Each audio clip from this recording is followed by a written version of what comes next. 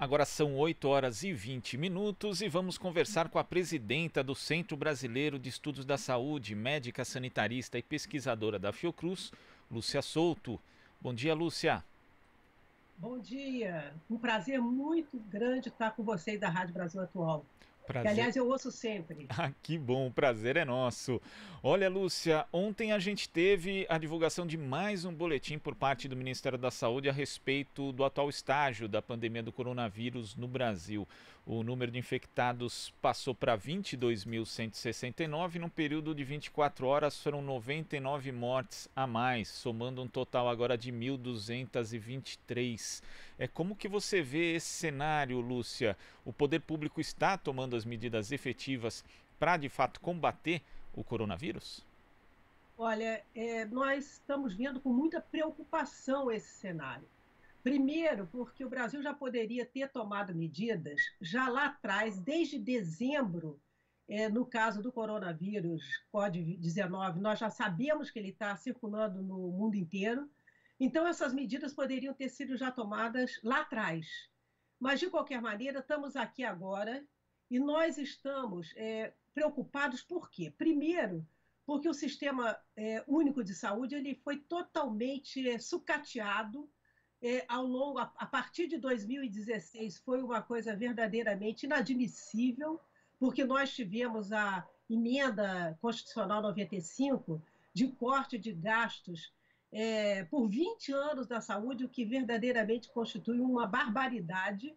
Estamos, inclusive, pleiteando e reforçando uma ação do Conselho Nacional de Saúde junto ao Supremo Tribunal Federal, a ministra Rosa Weber, estamos fazendo uma carta aberta de várias entidades da saúde pública no Brasil, como é o caso nosso, do Centro Brasileiro de Estudos da Saúde, da Abrasco, da Sociedade Brasileira de Bioética e também da Rede Unida, reiterando que é importante a revogação emergencial da emenda constitucional 95.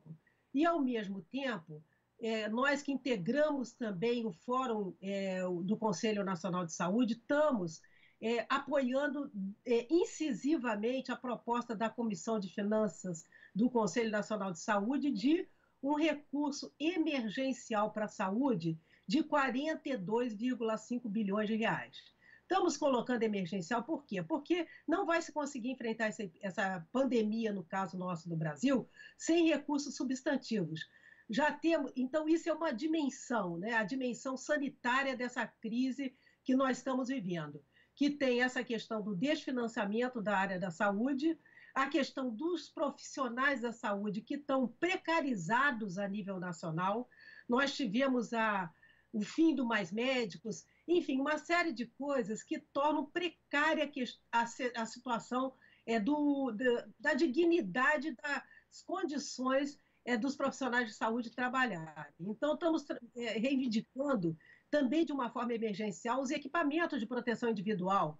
Os profissionais que estão na linha de frente, nós temos recebido inúmeras denúncias de que esses profissionais não estão com os equipamentos de proteção individual preconizados. Isso de um lado.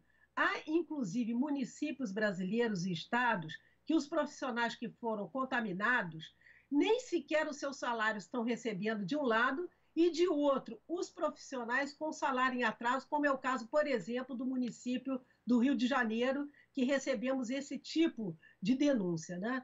Isso de um lado, e de outro, essa questão dos equipamentos, insumos necessários, porque no caso da Covid-19, os casos eles são graves, que exigem cuidados intensivos que demandam respiradores, o paciente precisa de intubação. Então, na verdade, isso também está muito aquém. Vários governadores estão colocando esse tipo de situação, prefeitos de várias cidades também. E isso tem nos chegado como uma demanda super relevante e que não está atendida de modo adequado.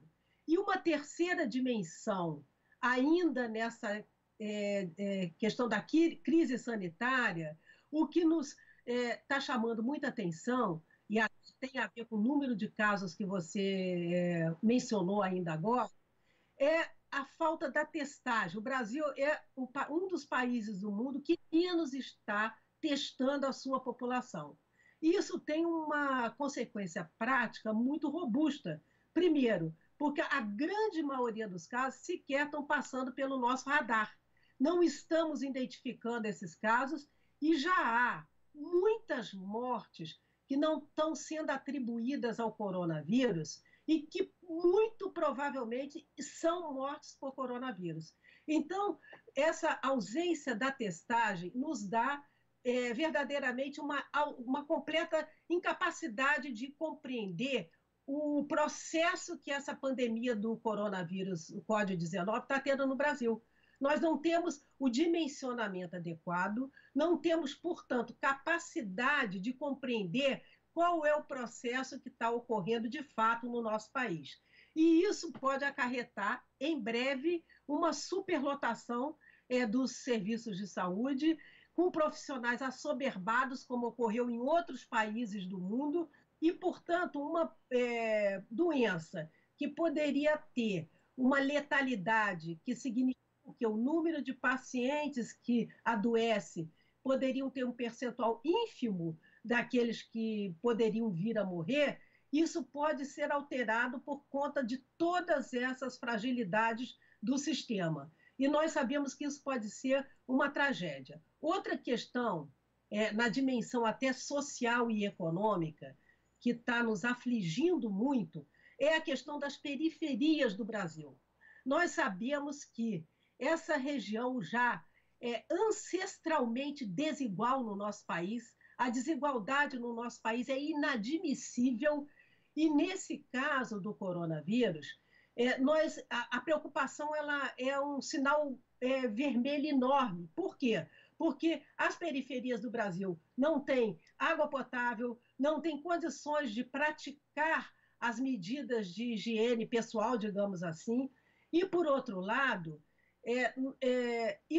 essa confusão também, eu vou falar diante disso, com relação às políticas de mitigação de isolamento parcial, flexibilizar o isolamento, ou manter o isolamento de uma maneira absolutamente radical, ela também está criando muita confusão no seio da população. Por exemplo, as pessoas estão trabalhando com uma dicotomia, ou a questão econômica ou a questão da defesa da saúde das pessoas. Quer dizer, no nosso caso, do Centro Brasileiro de Estudos da Saúde, a questão prioritária é a defesa da vida das pessoas. Então, nos preocupa porque não há nenhuma dúvida, é irrefutável que o distanciamento social funciona. Então, nesse caso, essa confusão que a própria presidência da República provoca de uma maneira irresponsável, e às vezes até, entendeu, exercendo ilegalmente a medicina, porque prescreve medicamentos que não estão comprovados, isso cria uma confusão e uma desestabilização muito séria no nosso país. Tá?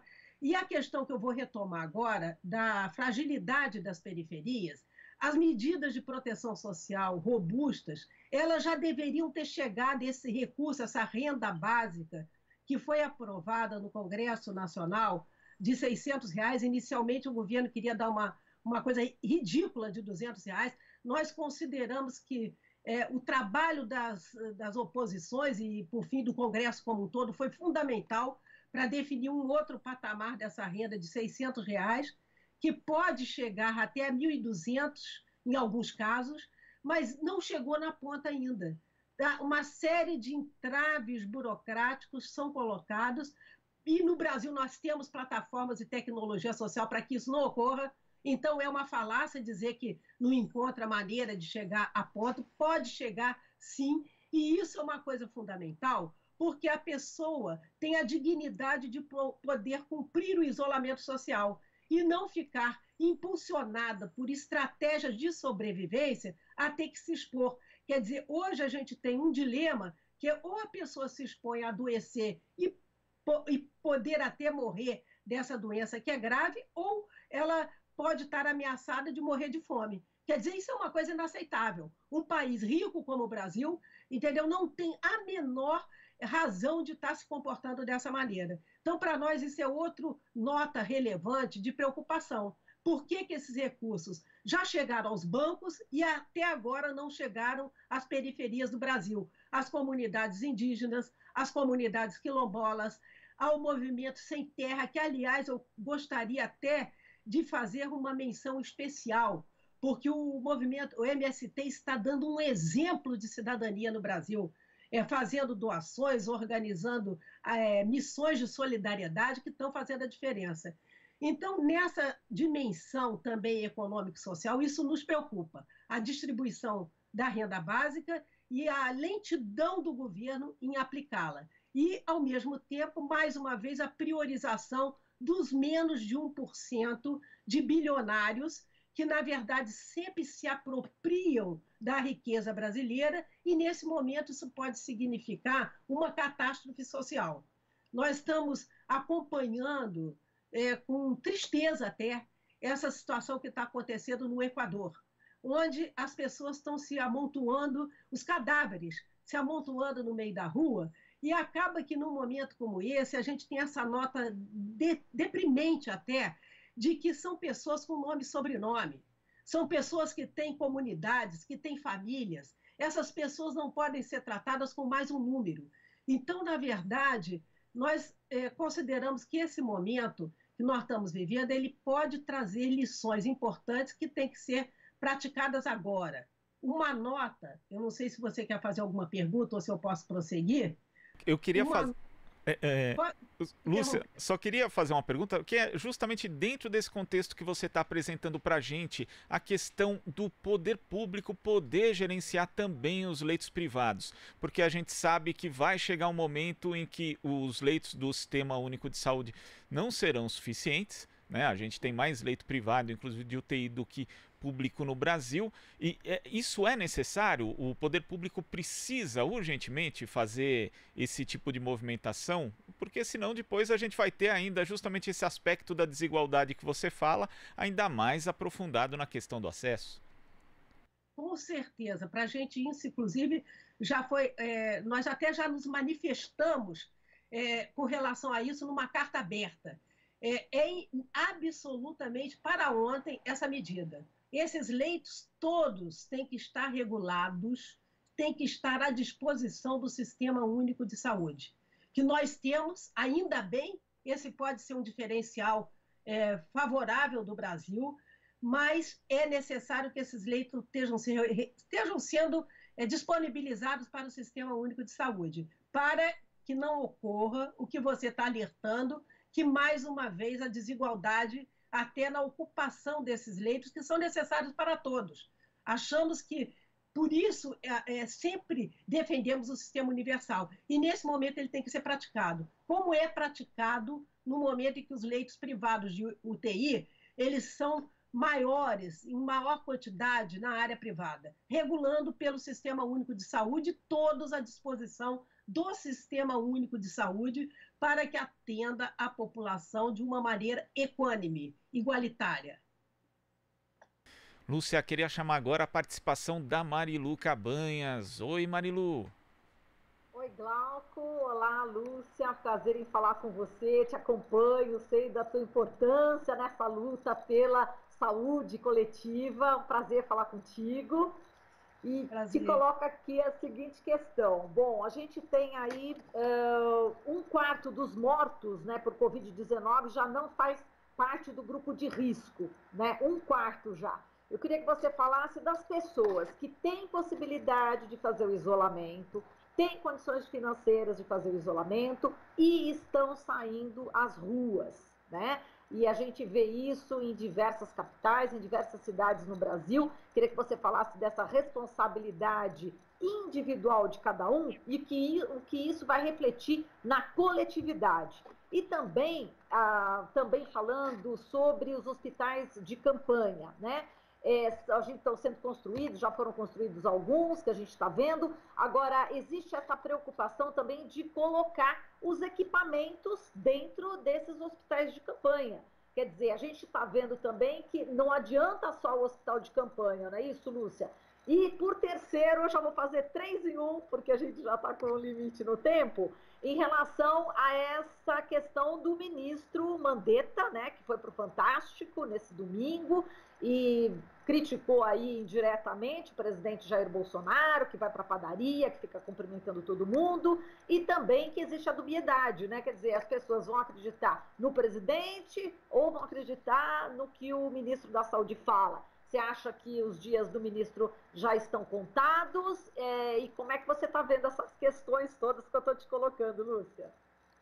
Olha, em primeiro lugar, com relação a essa questão da responsabilidade de cada pessoa, que pode, inclusive, praticar o isolamento social por si própria, estarem indo às ruas, eu acho que isso é já a expressão dessa irresponsabilidade do presidente da República.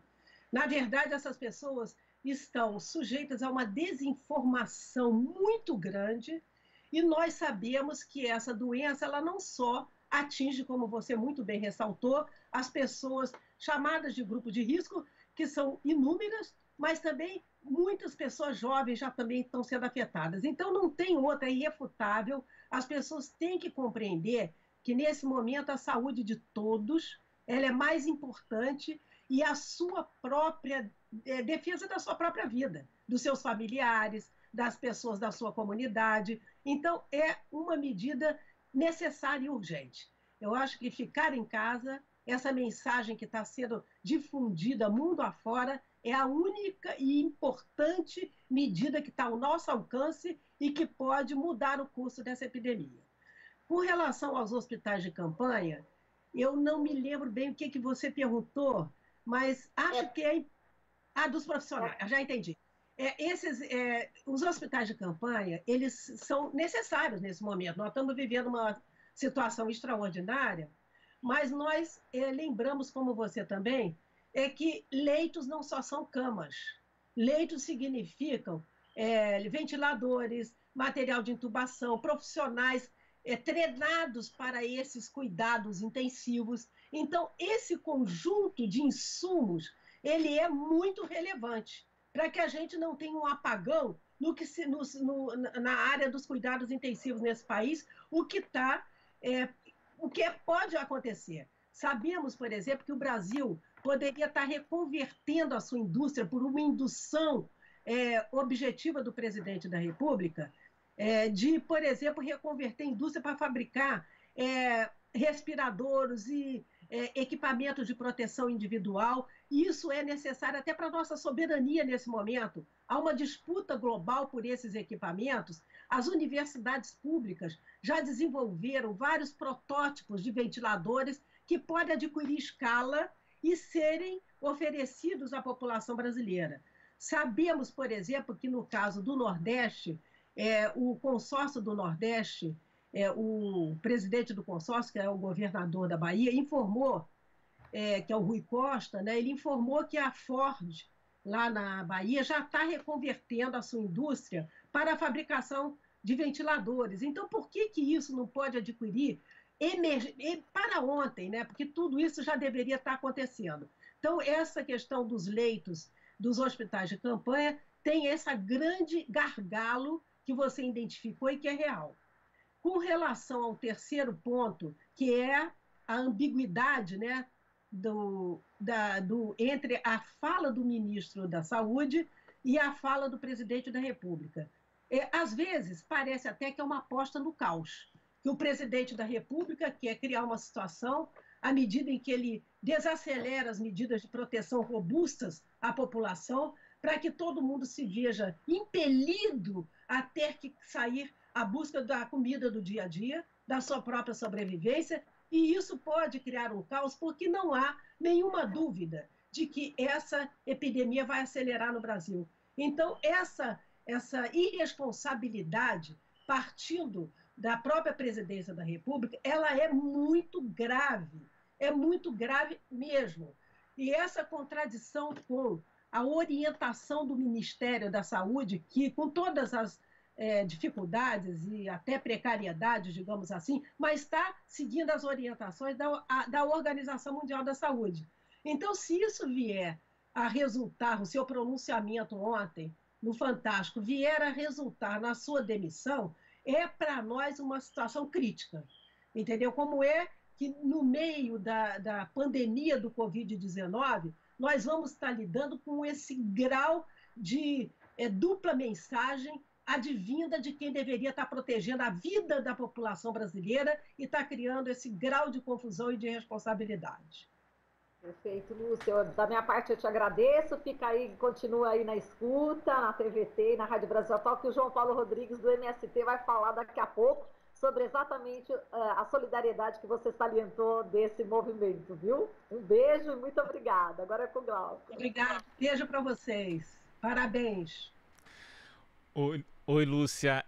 Antes aqui eu queria só que você falasse, você tocou nesse aspecto da questão dos testes, né? Que eles são importantes para elaborar a política pública, políticas de enfrentamento justamente ao coronavírus, mas eu queria que você falasse também do resultado disso no impacto psicológico que a falta de testes tem, né? As pessoas acabam achando que tem pouco caso de coronavírus no Brasil e aí relaxam o isolamento social. A gente já viu que no Brasil, aliás em São Paulo particularmente aqui, inclusive segundo dados do próprio governo do estado, o isolamento social ele já baixou. As pessoas, a gente vê aqui na Avenida Paulista, né, as pessoas saindo mais às ruas do que saíam há uma semana. Então, eu queria que você falasse também desse impacto psicológico.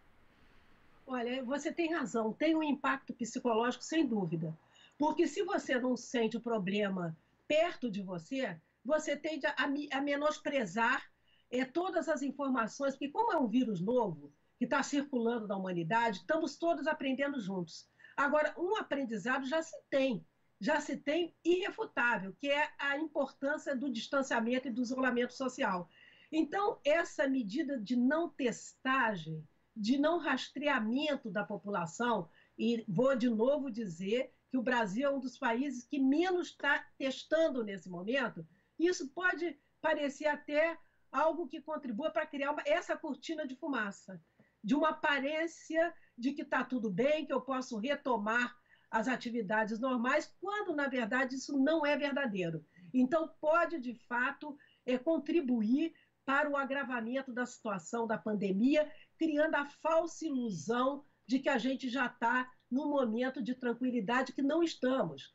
Nós temos sempre nós estamos tendo cuidado de sempre passar uma mensagem de esperança, mas com o pé no chão. Nós não podemos passar uma mensagem de esperança sem objetividade, sem base científica.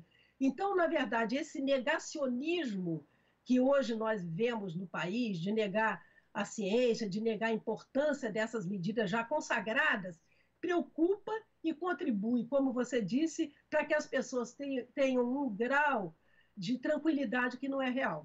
Então, isso é verdadeiro, não é real. Nós estamos diante de uma situação muito grave e é importante, nesse momento, que prossiga de uma maneira efetiva o distanciamento e o isolamento social. Então, a recomendação principal para as pessoas continua sendo a mesma: não sair de casa a não ser em caso de extrema necessidade. Exatamente. E esse caso de extrema necessidade é muito bem configurado. Os profissionais de saúde, aquelas pessoas, corpo de bombeiros, enfim, já está bem delimitado quais são esses casos de extrema necessidade. São as atividades essenciais, né? Então é importante as pessoas não perderem de vista isso, inclusive porque você falou, né, do Equador. Em Guayaquil a subnotificação também é brutal, só que as pessoas, quando elas foram perceber, já estava havendo esse caos aí, essa sobrecarga no sistema público, pessoas aí mortas, né, abandonadas ali nas ruas da capital. Então, quer dizer, é algo que é preciso ficar atento, né, Lúcia? Com certeza. Inclusive, a sobrecarga em Guayaquil é até do sistema funerário, infelizmente. Quer dizer, nós estamos vendo uma situação trágica e nós podemos, isso é que eu acho que é a mensagem mais relevante, nós podemos evitar essa situação trágica. A responsabilidade individual e coletiva, ela é decisiva. Então, vamos ficar em casa. Isso, Lúcia, queria agradecer demais a sua participação aqui no Jornal Brasil Atual. Até a próxima. Até a próxima. Muito obrigado. Parabéns pelo ótimo trabalho. Imagina, para a gente que dá os parabéns a você, também a todos os pesquisadores, a comunidade científica do Brasil, que foi tão desacreditada, né? Foi atacada inclusive por membros do próprio governo Bolsonaro, e hoje se vê aí o valor imprescindível que tem a ciência no Brasil e também os profissionais da saúde. A gente conversou aqui com a médica sanitarista, pesquisadora da Fiocruz e presidenta do Centro Brasileiro de Estudos da Saúde, Lúcia Souto. Você está ouvindo Jornal Brasil Atual. As notícias que os outros não dão.